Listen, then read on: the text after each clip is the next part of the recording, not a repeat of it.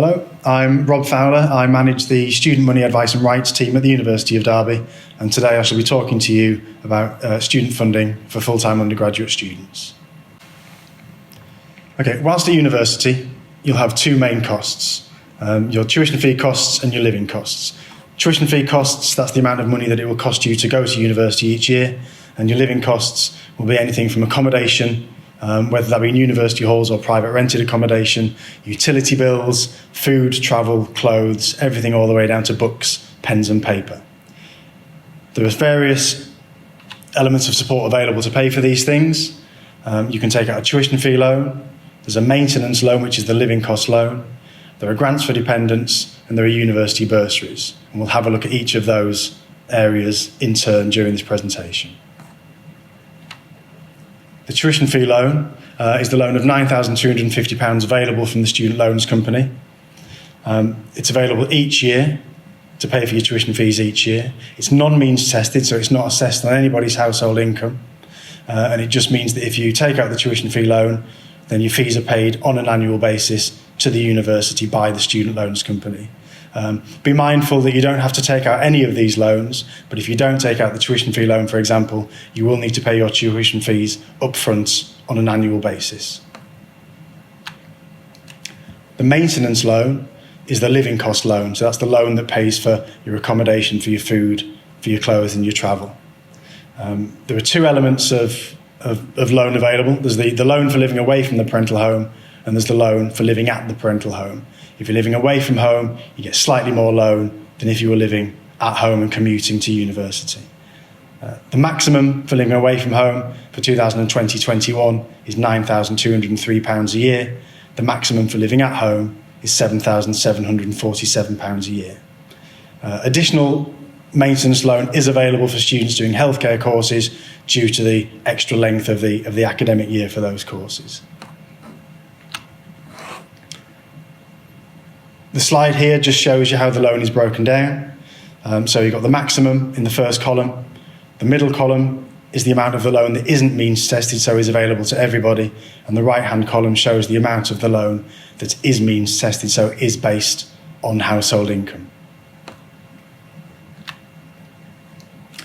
There's a very useful calculator online on gov.uk that you can access. It asks you 5 questions about your circumstances, and it will tell you very clearly what your student funding will be for that academic year. So if you go onto gov.uk, Education and Learning, Student Finance Calculator, it will take you there. 5 questions, and then it will tell you exactly what your student funding will be for that academic year. So a very useful tool, very quick and easy to use. Other financial help available.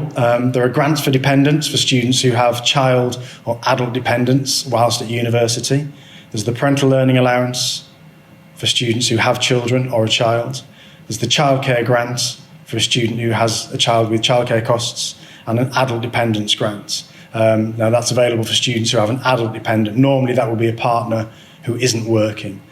All of these elements are assessed automatically by Student Finance as part of your application. Now, the assessment for support, in the first instance, for a student under 25 years of age, Student Finance are looking to assess based on parental household income. If parents are separated or divorced, it's the natural parent that the student normally lives with, plus if that parent has a partner, married or not, they assess the income of that partner as well. So if that's for any student under the age of 25, in the first instance, that's how your funding will be assessed. Now, there are exceptions. If you're married as a student, regardless of age, you'll be assessed on your own income and partner's income. If you're awarded independent status, then again, you'll be assessed on your own circumstances and not on the income of parents. So if you're over 25, you're automatically independent. If you've been financially self-supporting for 3 years prior to the start of the course, if you have a child, or if you're estranged from your parents, then you can be given independent status.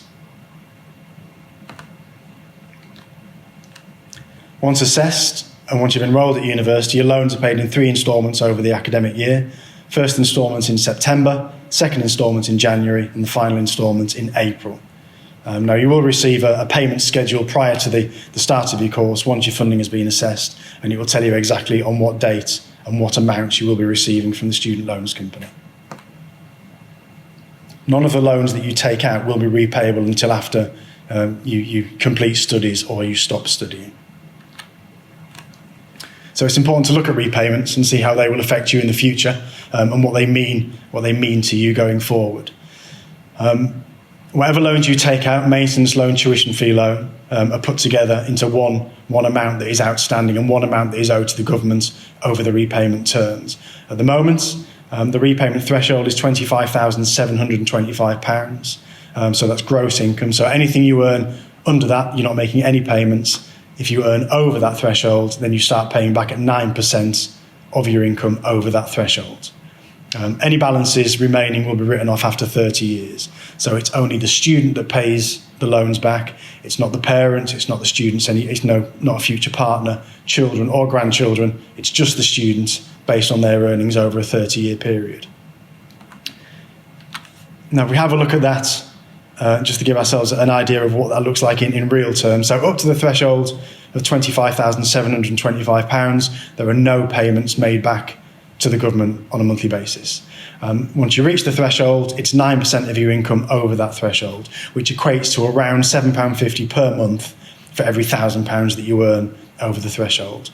So if we look at a few bands, if you're earning, for example, £30,000, you'll pay back £32 a month. If you're earning £50,000, you'll pay back £182 a month. So the more you earn, the more you will pay back as a percentage of your income over that threshold. Now, it's important to see these repayments in a little bit of context and work out what they will mean to you in real terms whilst you're working, whilst you're paying rent, paying a mortgage, and while you've got all your other general living costs, what these loan repayments will mean to you.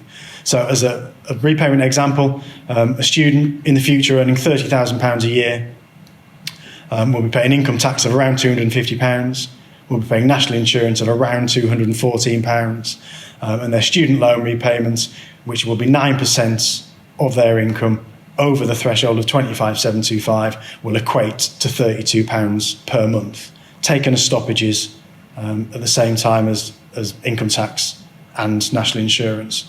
The only exception to this stoppages rule is if a student is working overseas or is self-employed, then the student would just need to contact the student loans company at the appropriate time and have a conversation with them about manual repayments. And although the repayments will be manual, they will still be assessed based on the same threshold of the 25,725.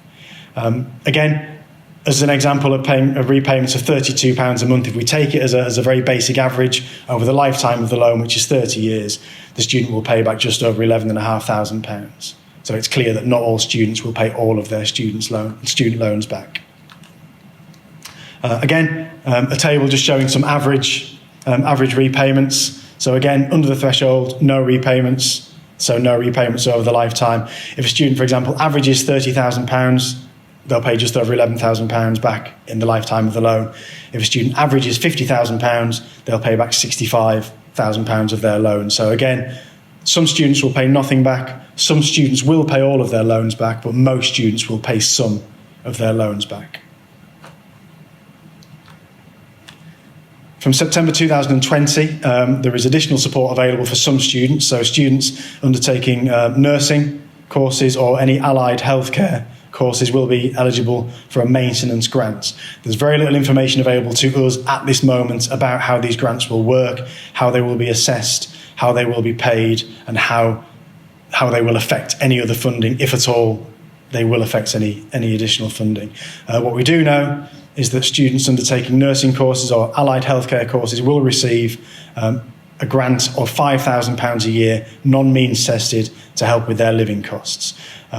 Students can also receive an additional £3,000 of further funding, again, non-means tested, depending on the course that they're studying and depending on their particular circumstances. Again, very little information about that. If you look on gov.uk, under education and learning, you will see some information about the grants for nursing students and allied healthcare students.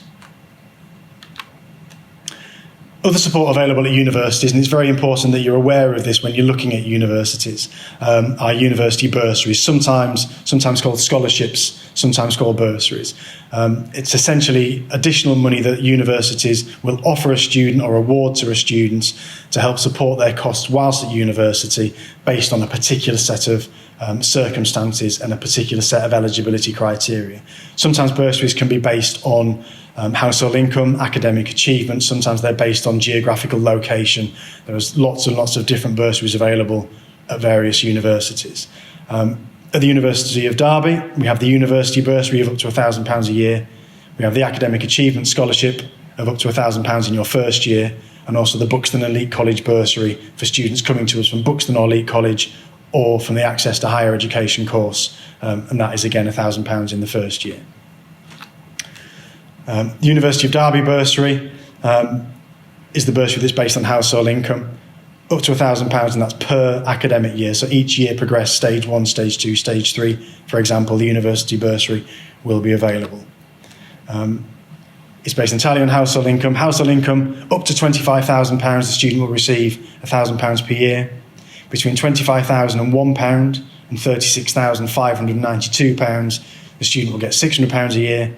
And over the threshold, so over 36,593, the student will receive a £100 study resource card, so a book voucher for books to help support their studies during the academic year.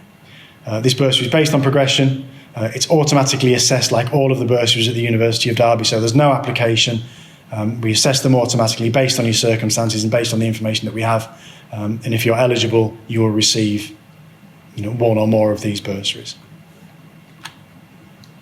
If you're looking for information about individual university bursaries or about student funding or just general information about going to university, a good place to start is at a university website or on a university website. So any kind of search on a website of the word bursary, for example, will take you straight to the bursary pages on that website.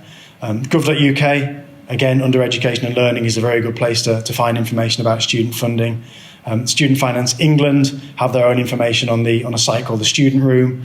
Student Finance Wales, Scotland, Northern Ireland, again, have their own information on their own sites. UCAS is a very good site also for information about going to university, what to expect and what funding will be available. So have a look. There's a lot of information out there that you can find and you can use.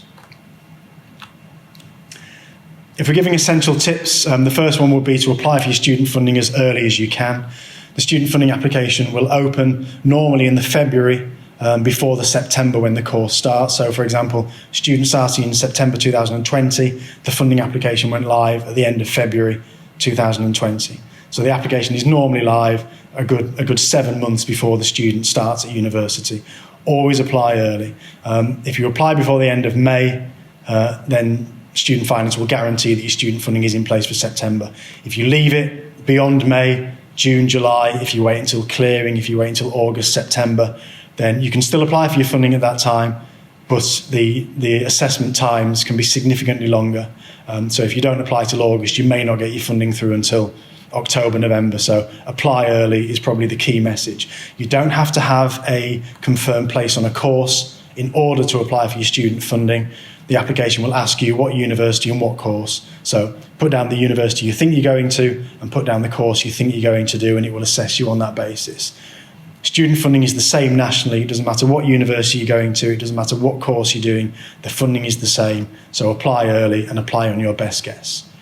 If your circumstances change during the summer, for example, if the university and the course changes, you just log back onto your account, change the university, change the course, and your funding will update overnight for the correct course and the correct university. But don't wait too long to apply for your funding.